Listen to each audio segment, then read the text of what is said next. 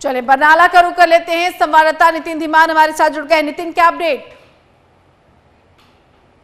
बिल्कुल, postal ballot की गिनती शुरू हुए करीब आधा घंटा हो गया है और कुछ ही मिनटों में रुझान आना शुरू हो जाएंगे।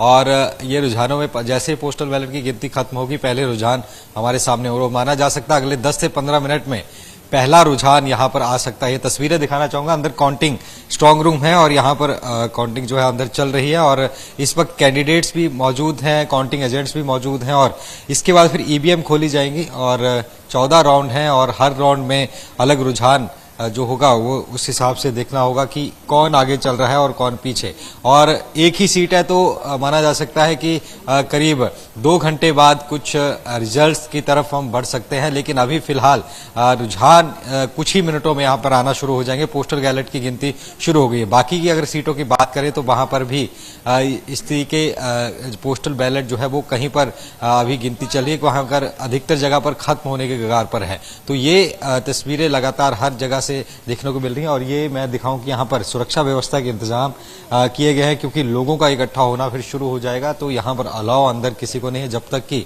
प्रॉपर यहाँ पर काउंटिंग खत्म नहीं हो जाती। सिर्फ काउंटिंग एजेंट्स ही अंदर अलाउ किए गए हैं। और अभी अगर बात करें तो यहाँ पर मुख्य जो कंपटीशन है वो आम आदमी पार्टी, कांग्रेस और बीजेपी की तरफ से। अकाली दल इस बार चुनाव में भाग नहीं ले रही है।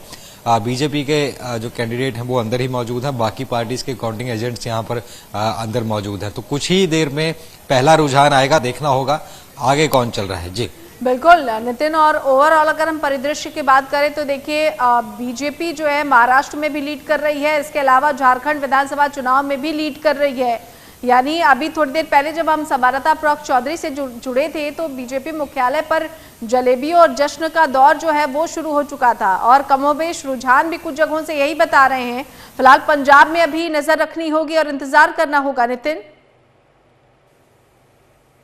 देखिए, इसमें 2 चीजें हैं। मुझे याद है लोकसभा चुनाव का रिजल्ट था और पहले बीजेपी दफ्तर में ढोल नगाड़े बज रहे थे, फिर कांग्रेस में, फिर दोनों ही थोड़ी देर बाद शांत हो गए।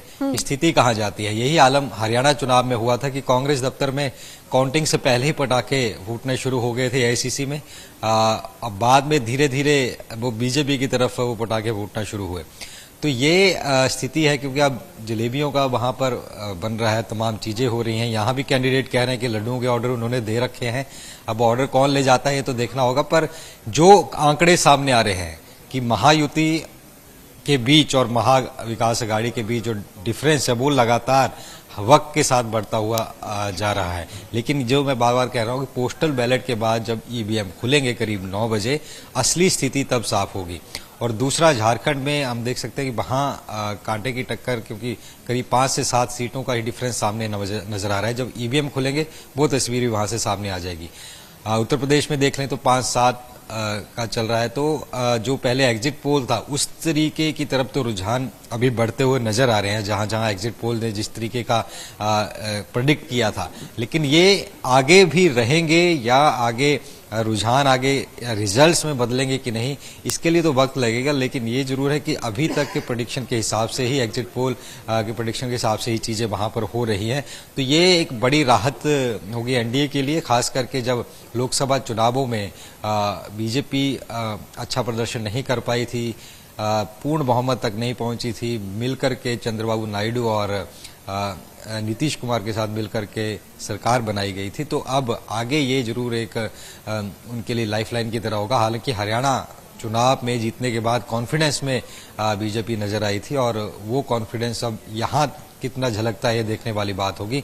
पर ये बात जरूर है कि अभी फिलहाल जो रुझान है उसमें जरूर जो जलेबियां बीजेपी दफ्तर में बन रही हैं वो हो सकता है वहीं पे खाई जाए। और ये आगे अगर ये रुझान आगे और तक रहते हैं 1-2 घंटे और, तो फिर जो डिफरेंस है उसको पार पाना मुश्किल हो जाएगा।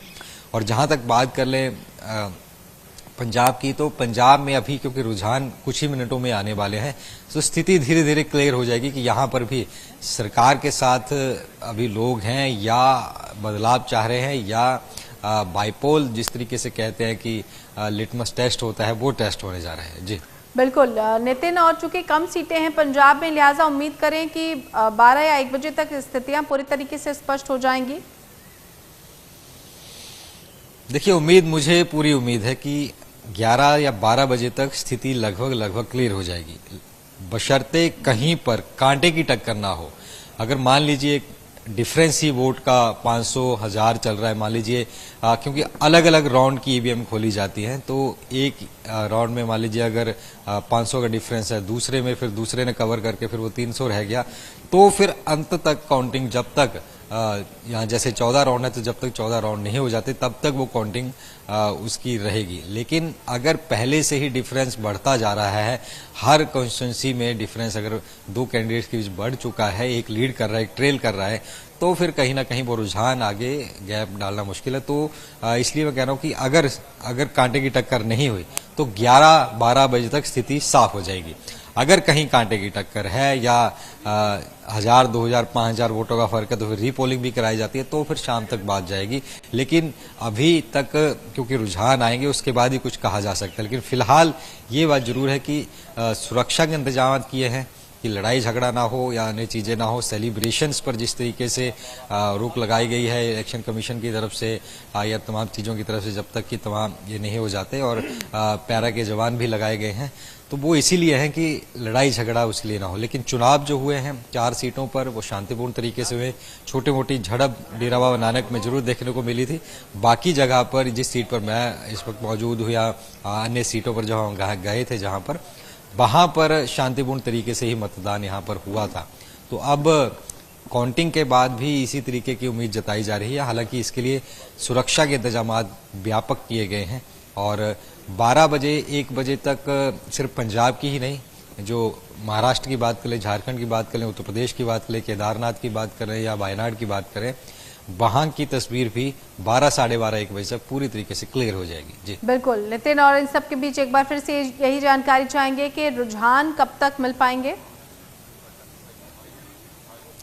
देखिए, मुझे लगता है अगले 10 से 15 मिनट में पहले रुझान पंजाब की चारों सीटों पर आना शुरू हो जाएंगे और बरनाला सीट पर भी और अन्य सीटों पर भी अगले 10 से 15, क्योंकि लगभग पोस्टल बैलेट की गिनती खत्म होने की कगार पर है। जैसे ही खत्म होगी पहला रुझान सामने आ जाएगा और फिर पहले राउंड की ईवीएम खुल जाएंगे। ईवीएम क्योंकि पोस्टल बैलेट हाथ से गिनने पड़ते हैं, ईवीएम में आपको सिर्फ प्लग इन करना होता है और सारी काउंट्स वहां पर सामने आ जाते हैं, तो फिर ज्यादा वक्त नहीं लगेगा। फिर लगातार फिर राउंड्स की ईवीएम खुलती जाएंगी। तो फिलहाल माना जा सकता है अगले 15 से 20 मिनट में पहला रुझान आ सकता है। जी चलिए नितिन, धन्यवाद आपका। फिलहाल नजर बनाए रखिएगा, अपडेट्स आपसे लेंगे। संवाददाता नितिन धीमान हमारे साथ जुड़े हुए थे। 10 से 15 मिनट में रुझान आने सभी चारों सीटों से शुरू हो जाएंगे और पल पल के अपडेट्स हम अपने दर्शकों तक लगातार पहुंचाएंगे।